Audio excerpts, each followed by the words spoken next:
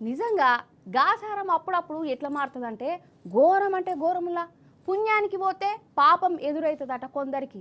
పానం కాపాడదాం అనుకుంటే అట్లా అనుకున్న వాళ్ళ పానాలే పోతే ఎట్లుంటుందోలా ఘోరం అనిపిస్తుంది కదా. గట్లనే అయింది. అది కూడా ఆడ ఈడ కాదు, గాలినే అయింది. ఏందో చూడురిగా.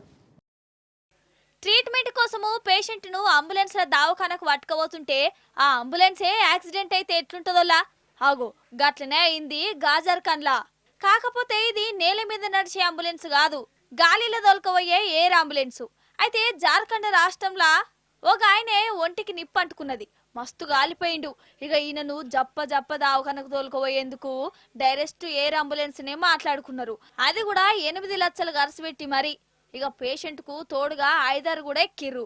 ఇక ఎయిర్ అంబులెన్స్ గాలిలో రై రై అని పోయింది, కానీ నడిమిట్లనే కుప్పగూలింది. పేషెంట్ తో ఉన్నోళ్ళు ఆ అంబులెన్స్ ను నడిపే డ్రైవరు అక్కడికక్కడే కాలం చేసిర్రు. ఎంత ఘోరం ఇది. ఒక్కరు పానాలు కాపాడేందుకు 7 పానాలు వాయే. మీద వాతావరణం మంచిగా లేకుండేనట, వాన కూడా పడ్డట్టయిందట. ఆ ఎయిర్ అంబులెన్స్ ఎటమటమైంది, కండ్ల ముందే కుప్పగూలిపోయింది.